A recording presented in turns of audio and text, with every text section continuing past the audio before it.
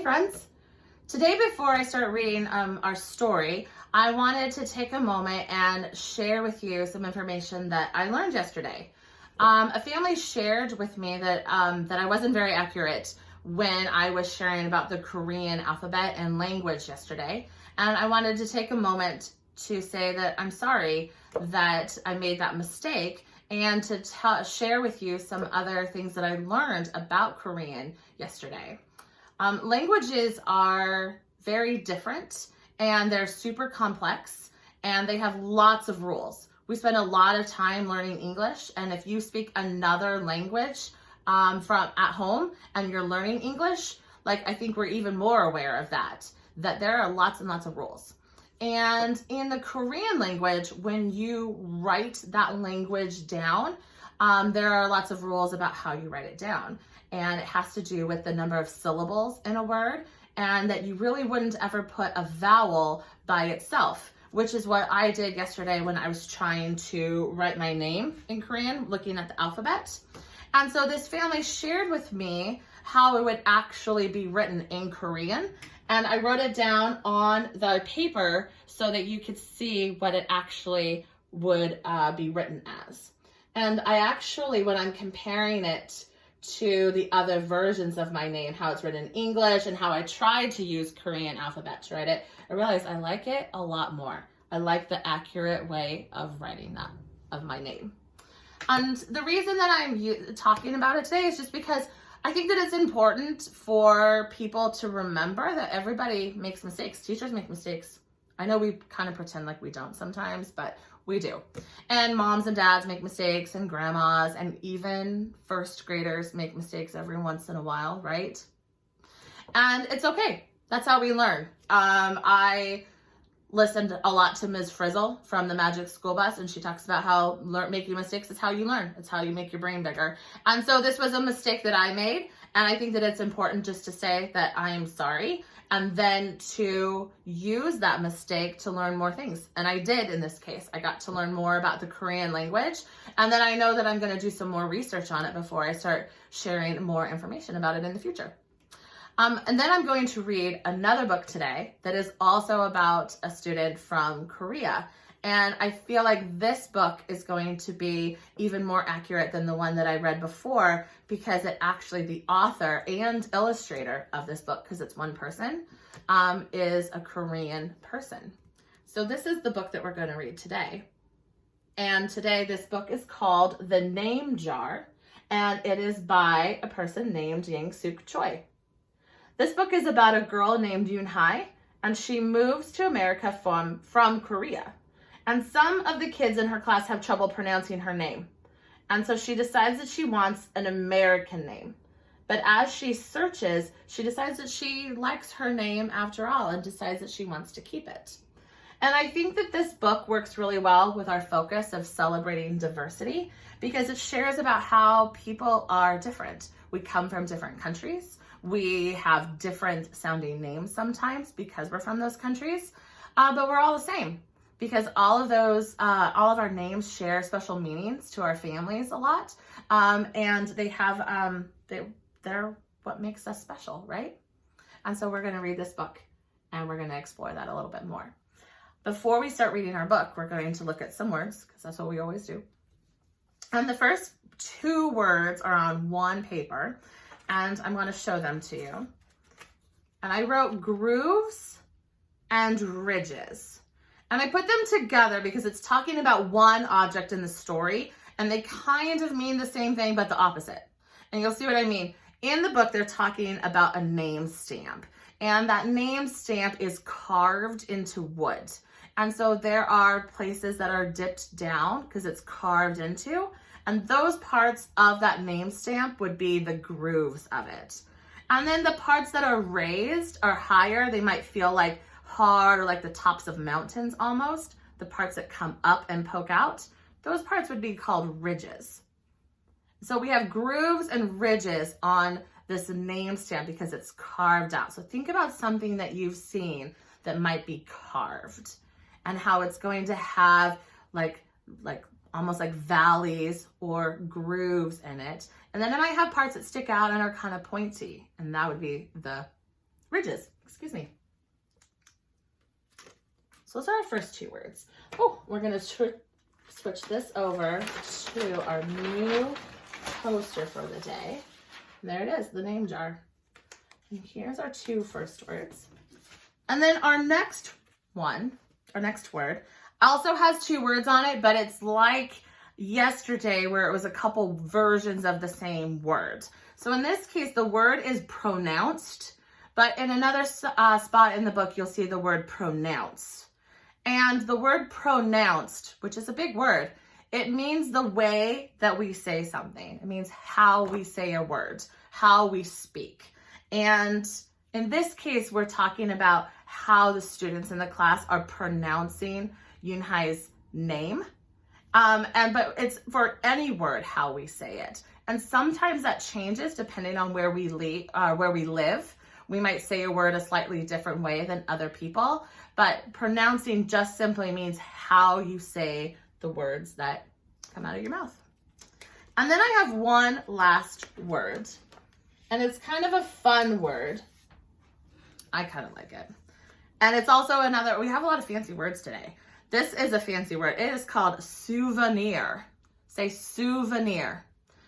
So a souvenir is something that you keep to remind yourself of something else, like maybe a trip or a place or a memory or a person. It's something that kind of like a keepsake. That would be another word that you could use instead of souvenir, as something that you keep to remind yourselves of that.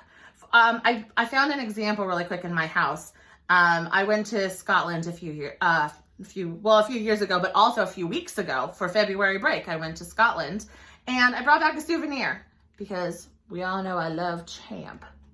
And this is Nessie, which is the reason why I like Scotland in the first place, because I'm all about the Loch Ness Monster. And so I brought Nessie back as a souvenir, as something to remind me of my trip. So I'm going to put souvenir up on our chart. Great. So we are ready to start our book, The Name Jar.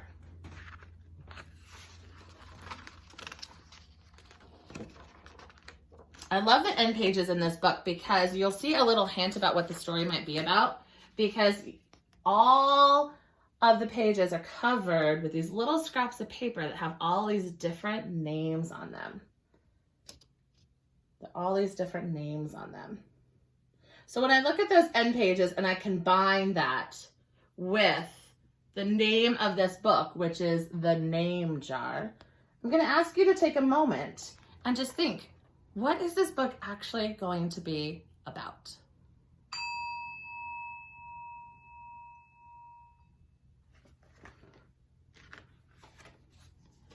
Great.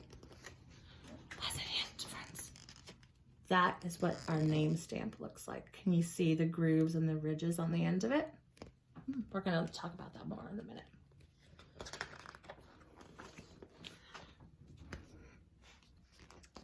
So through the school bus window, Yoonhai looked out the strange buildings and houses on the way to her new school. It was her first day, and she was both nervous and excited.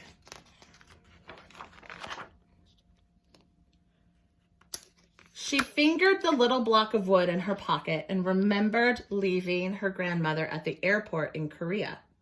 Her grandmother had wiped away Yoonhai's tears and handed her an ink pad and a small red satin pouch.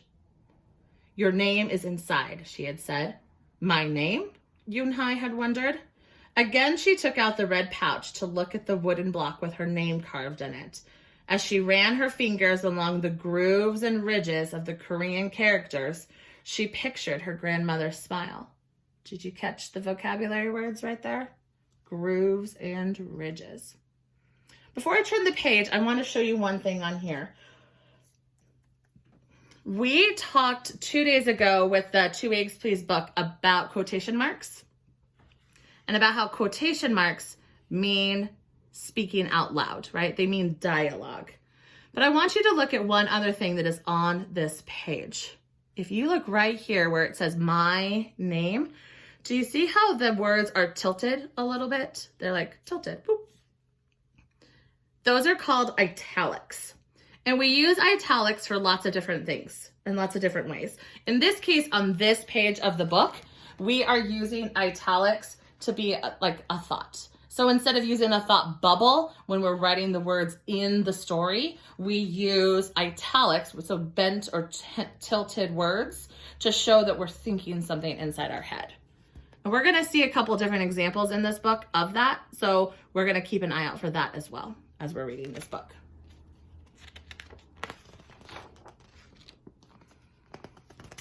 Is that thing for show and tell? A boy asked Yoon-hae, surprising her. Yoon-hae looked up as more kids leaned over. No, it's mine, Yoon-hae answered, quickly putting the pouch back in her pocket. Are you new here? What's your name? A girl asked. Yoon-hae, said Yoon-hae. Ooh, nay? The girl asked, scrunching up her face. Ooh, nay, some kids chanted. No, Yoon-hae corrected. It's spelled U-N-H-E-I. It's pronounced Yoon-hae. Oh, it's you-hey, the boy said. Like hey you. Like you-hey. What about hey you? Just then, the bus pulled up to the school and the doors opened. Yoon-hae hurried to get off. You-hey, bye-bye, the kids yelled as they left. Yoon-hae felt herself blush. I want you to take a moment and think, how do you think Yoon-hae is feeling right now?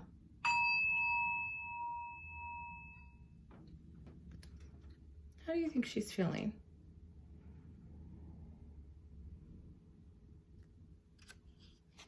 Let's go to the next page.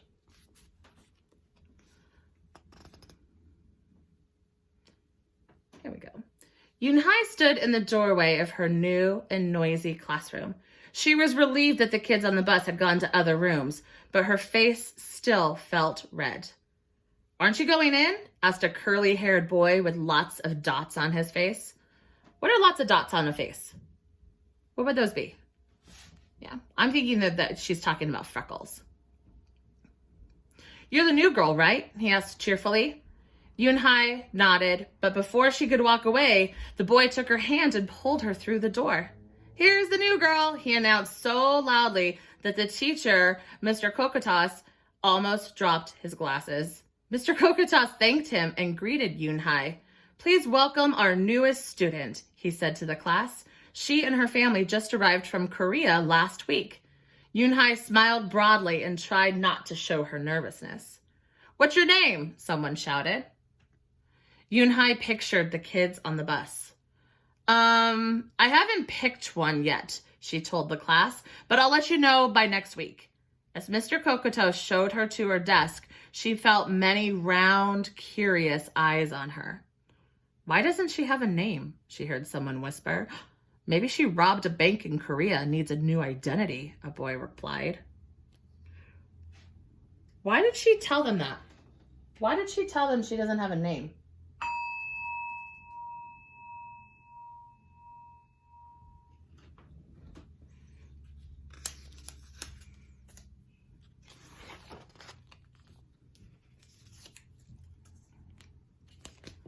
On the bus home, nobody teased her, but Yoon-hae kept thinking about her name. How was school, Yoon-hae? Her mother asked when she walked in. Did you understand the teacher? Yoon-hae simply nodded. She unpacked her school bag and set her red pouch by a photograph of her grandma. I'm glad you're learning English well, her mother said. You must study hard, behave nicely, and get good grades to show that you're a good Korean. I will, replied Yoon-hae, but I think I'd like my own American name, she said quickly. Her mother looked at her with surprise. Why? Yoon-hae is a beautiful name. Your grandma and I went to a name master for it. But it's so hard to pronounce, Yoon-hae complained. I don't want to be different from all the American kids. Did you catch the vocabulary word? Pronounce. You are different, Yoon-hae, her mother said. That's a good thing. Yoon-hae just wrinkled her nose. That part makes me think of yesterday when Yoon is wrinkling her nose like this. Remember we talked about how it means like, don't really like that.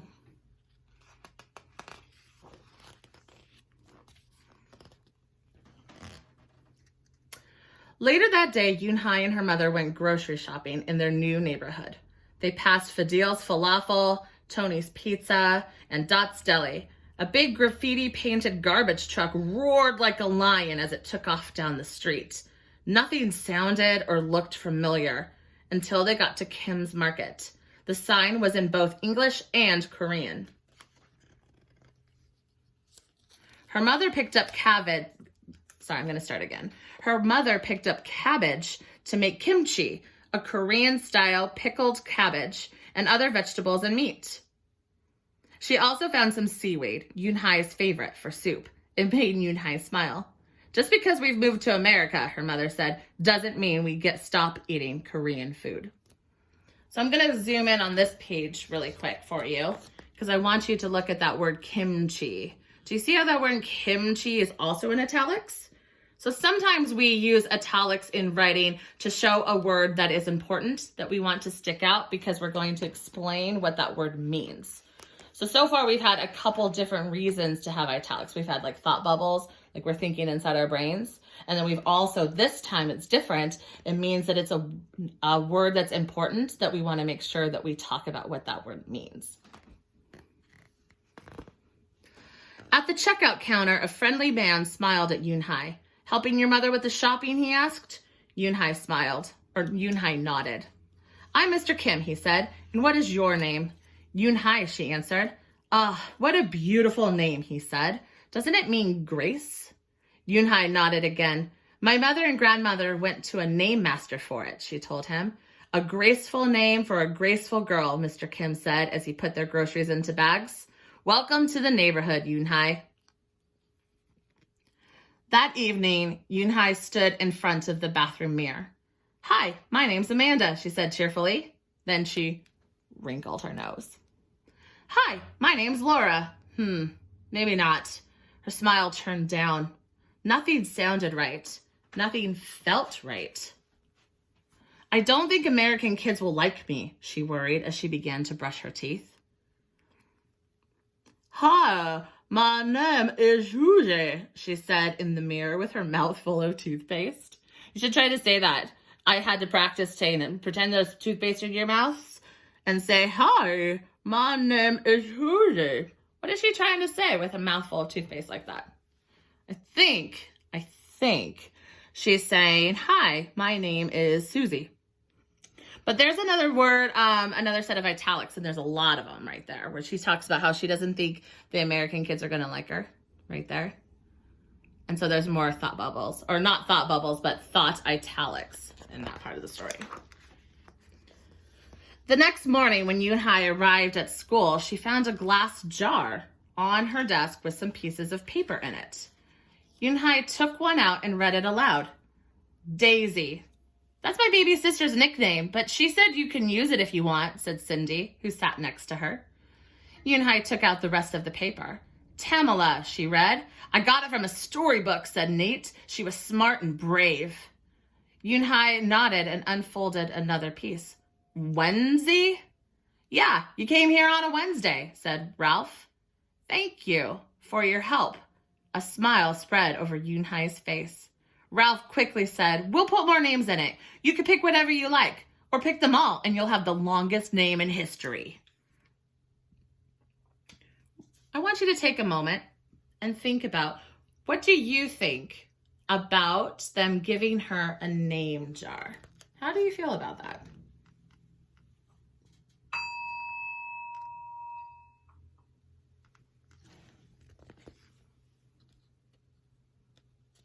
Great. Let's keep reading. At 3 o'clock, the bell rang at the end of the school day. Yoonhai looked out the window and saw it was sprinkling. It's the same rain, she thought, but in a different place. She watched other kids leaving in groups. Hey, a familiar voice called out to her. Yoonhai turned around to see the curly-haired boy again. I'm Joey, he said. And you? Don't you have any name? Yoonhai thought for a moment. Well, I could show you, she said, and took out the small red pouch. She pressed the wooden block on the ink pad and then stamped it onto a piece of paper. Just for a moment, I want you to look at these words right here where we said, don't you have any name? Or, well, I can show you, she said. Sometimes italics mean to put an emphasis on a word. And so when I see that in a word by itself in the middle of a sentence, I'm thinking, oh, I need to say that with a little extra. I'm not going to say, don't you have any name? I say, don't you have any name? And then it adds a little bit of emphasis to it to make the story sound a little bit different. This is my name stamp, she said. My grandma gave it to me. In Korea, I can use it as a signature when I open a bank account or write a letter. And whenever I miss my grandma, I use it to fill a piece of paper. Want to try it? She offered the stamp to Joey, and he carefully inked the stamp and pressed it hard on the paper. The red characters gleamed against the whiteness. Wow, that's beautiful, Joey said. Can I keep the paper? Sure, Yoon-hae said. And then the two of them shared her umbrella as they walked to the school bus. Every day, the jar got fuller with more names, and Yoon-hae read them all. She found a few names she liked. Miranda, Stella, Avery. They sounded interesting. I hope you choose the name I put in, Marco told her at snack time. I put in 3 more, said Ralph. Madison, Park, and Lex. They're my favorite street names. Maybe you should close your eyes and draw a name, Rosie suggested. Ralph frowned. That's silly. What if she doesn't like the name she draws? Well, we didn't get to choose our names when we were born, did we? Rosie argued. Everyone thought about this. I want you to think about that for a moment. Think about your name and how you got your name.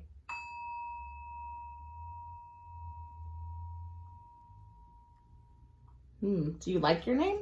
Is there a story about how you got your name?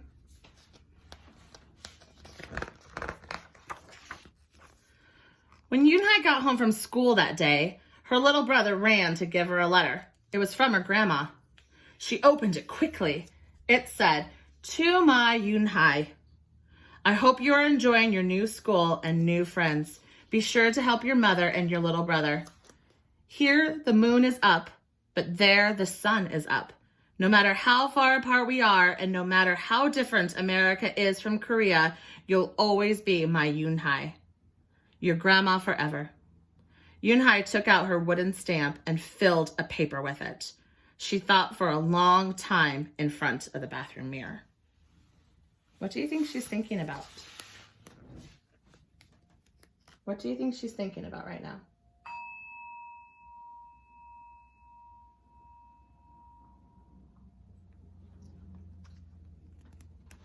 Before I turn the page, I want to show you another way that we use italics.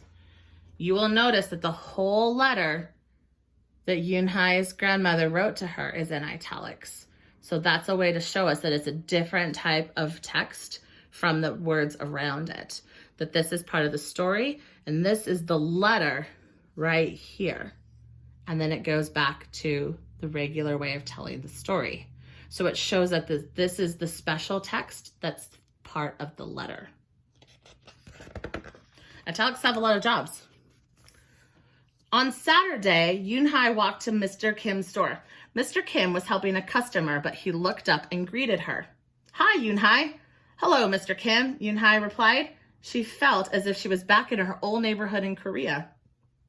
"Hey," said the customer, turning around. It was Joey. "Your name is Eun-hee?" he asked her with his eyes open wide. Yoon-hae looked quickly at Mr. Kim, then turned to Joey. She nodded slowly. "Yes, it's pronounced Yoon-hae." Did you find pronounced again? "And it means grace," Mr. Kim added. "Yoon-hae," Joey said slowly, and this time perfectly. It made Yoon-hae smile. "I'll have it ready for you tomorrow, Mr. Kim," said Mr. Kim to Joey. "Thank you, Mr. Kim. See you Monday, Yoon-hae," Joey said to her. He left before she could ask him why he was at the store. On Monday, Yoon-hae came to class early to look at the names one last time. But the jar wasn't on her desk. Instead, there was just a single piece of paper with a name on it. Yoon-hae slipped it in her pocket. What do you think was on the paper? Where's your name jar? Ralph asked as soon as she saw it was gone. I don't know, Yoon-hai said. It wasn't on Mr. Kokotos' desk or on any other desk, and it wasn't on the counters or any of the shelves. As the other kids arrived, they helped look. Soon, Mr. Kokotos came in and Ralph shouted at him, "The name jar is gone! The jar with all the names in it!" Gone, Mr. Kokotos replied. With a look of concern, he asked Yoon-hai, "Did you get a chance to read all the names?" Yoon-hai nodded. She took a breath. "I'm ready to introduce myself," she said.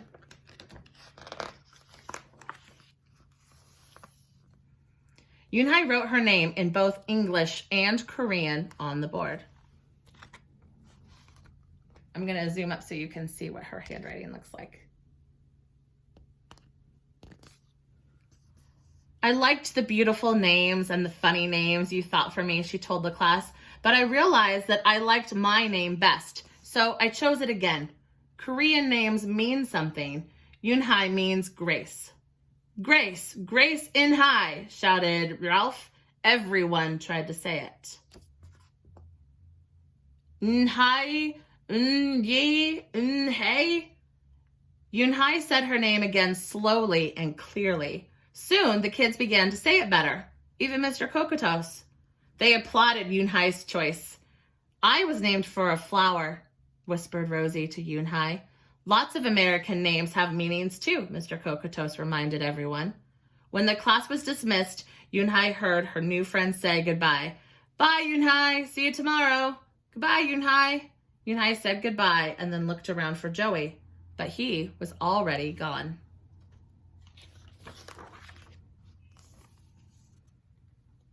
Yoon-hai, Yoon-hai, come downstairs, Mother called up to Yoon-hai. Your friend is here.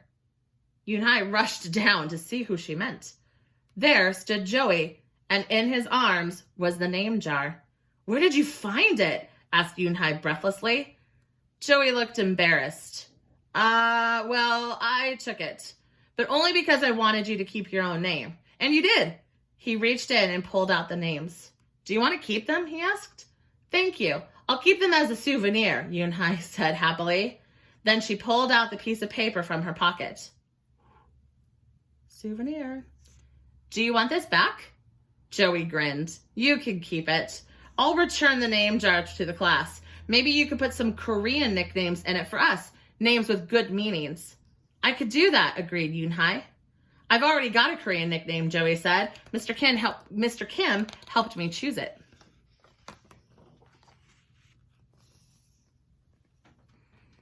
Carefully, he pulled a small silver felt pouch from his pocket.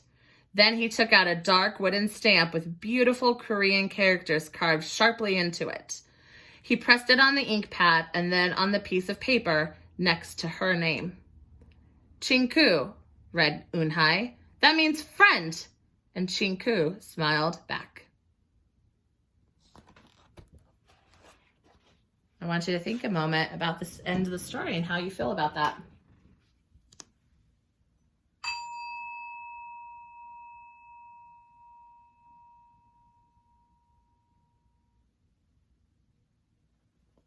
Great. I really like the end of this book.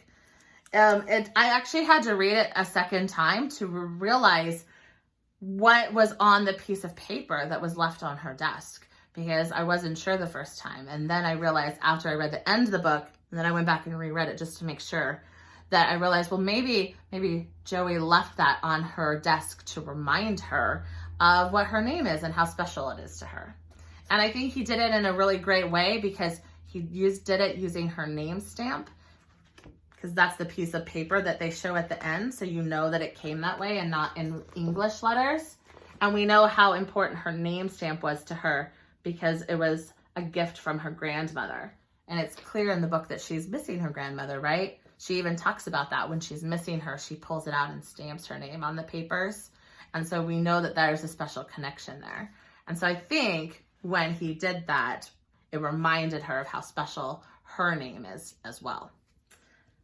So I'm going to ask you to think about your names today, because we're talking about diversity and celebrating the things that are different and the same about us. And our names are one of those things. There's lots and lots of names in the world, and everybody has a different one. Even if you have the same name as another person. You know, I grew up with at least a couple other, my first name is Melissa, and there was quite a few other Melissas when I was growing up. If you have a name maybe like Emma, there might be a lot of Emmas because it's a really beautiful name and a lot of people like it and they choose to name their children that. My brother's name is Brian, and I know lots of Brians. And so, but there's other names that are more unique, and there's other reasons why people chose those names. My mom chose my name because my name means honeybee, and she thought that that was fun. And so that's how I got my name. And so even though it was a name that was pretty common, like there was a reason that she chose that name for me when I was born. So I want you to take a moment and think, you know, what is the story of your name? How did you get your name? And I'm going to make sure you can see this before we move on. So that's what I'm actually going to ask you to do on Seesaw today. I'm going to ask you to go on there and tell me about your name. That's what I want you to do. I want you to tell me, how did you get your name? What is the reason that you got your name? Is there a special meaning to it? And last, do you like your name? Or what is it that you like about your name or that you don't like? And remember, I'm going to let you draw or type or speak whatever it is that you want to say. So I can't wait to hear all the stories about your names. Bye.